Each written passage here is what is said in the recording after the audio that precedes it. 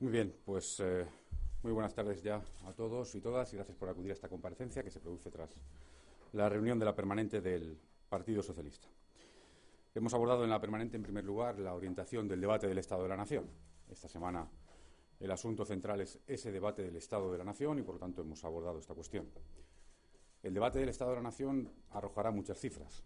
Esas cifras detrás tienen personas, que es lo más importante. Pero hay una cifra que resume como pocas el debate del Estado de la Nación o el Estado de la Nación más de 2 años después de que el señor Rajoy llegara al Gobierno. Porque en nuestro país hay 1 millón de personas trabajando menos que cuando el señor Rajoy llegó al Gobierno. Esa es la cifra que mejor resume el Estado de la Nación 2 años y pico después de que gobierne el señor Rajoy. El señor Rajoy, que llegó al Gobierno diciendo aquello de cuando yo gobierne bajará el paro y que lamentablemente, pasado el Ecuador de la legislatura, en España hay 1 millón de personas menos trabajando que cuando el señor Rajoy llegó al Gobierno. Esto es consecuencia directa de las políticas del señor Rajoy y del Partido Popular, empezando por la reforma laboral nefasta que provocó despidos en momento de recesión y que está provocando, desde luego, que empeoren todas las condiciones laborales de los trabajadores. Les he hablado de que hay 1 millón de personas trabajando menos, pero los que trabajan lo hacen con muchos menos derechos. Han desaparecido millones de convenios colectivos.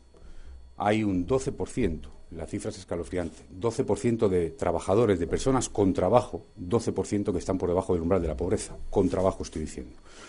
Estas son las cifras de una política laboral nefasta, de quien dijo que cuando yo gobierne bajará el paro y que lo que ha hecho ha sido esa reforma laboral y un recorte brutal en políticas activas de empleo. Eso es lo que ha hecho el señor Rajoy y estas son las consecuencias. Les digo más, 2 años y medio después, lamentablemente, en nuestro país, los salarios de los trabajadores españoles no han parado de bajar, mientras en el Partido Popular se repartían sobresueldos y habían cuentas en Suiza. Ese es el resumen. 2 años y pico después, lamentablemente. Bajada de salarios generalizada, mientras los dirigentes del Partido Popular se repartían sobresueldos y abrían cuentas en Suiza. Ese es el balance de 2 años y pico después. Y además de eso, una política generalizada de recortes de derechos y también de libertades. Recortes que empezaron, en primer lugar, con la sanidad y en la educación, donde el señor Rajoy, por decreto, recortó 10.000 millones de euros. Por cierto, no hay precedente de un cambio de modelo de financiación autonómica como este, vía fax, de 10.000 millones de euros menos para las comunidades autónomas en materia de sanidad y educación, y que no ha parado de avanzar en esa política de recortes. En sanidad, copagos e incluso intentos de privatización o privatizaciones parciales.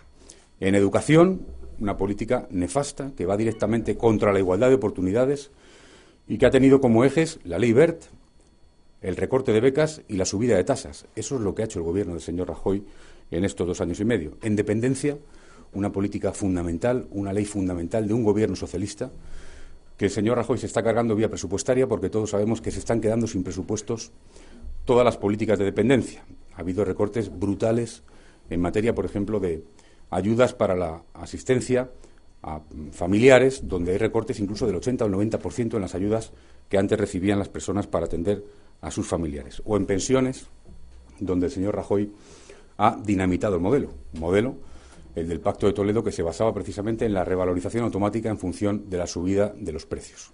Este es el balance, 2 años y pico después, recorte de derechos, recorte de libertades y, desde luego, un país donde trabaja 1 millón de personas menos que hace 2 años y pico y donde los que trabajan tienen muchos menos derechos. Recortes sociales, recortes de libertades. Además de eso, en la ejecutiva de hoy hemos convocado el Comité Federal del Partido para el día 15 de marzo. Ese día, el 15 de marzo, el Partido Socialista aprobará toda su candidatura al Parlamento Europeo y también un manifiesto, una suerte de programa electoral con carácter nacional, si bien es cierto que tendremos un manifiesto conjunto a nivel europeo que se aprobará en Roma este fin de semana, pero habrá un manifiesto propio del Partido Socialista Obrero Español con aquellas cuestiones que son más de interés nacional a defender en Europa y básicamente en el Parlamento Europeo. Por lo tanto, esta fecha es importante en el calendario, pero entendemos que, de alguna forma, los preparativos previos, los primeros pasos de la campaña han arrancado de la siguiente manera, sabiendo que las elecciones al Parlamento Europeo son un momento fundamental, son una oportunidad histórica para traer el cambio, empezando por Europa, porque es fundamental que el cambio empiece en Europa. El Partido Socialista se está volcando y se va a volcar en, desde luego, ganar esas elecciones al Parlamento Europeo.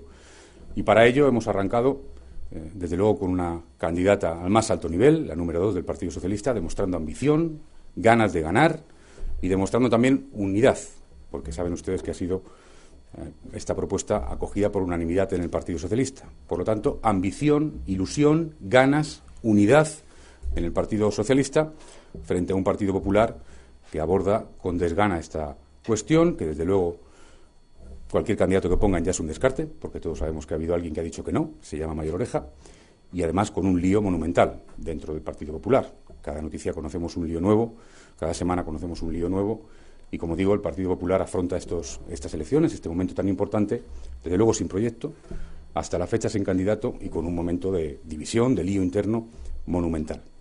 Estas consideraciones quería hacer y ahora, por supuesto, estamos a su disposición para cualquier pregunta. Sí, me gustaría preguntar.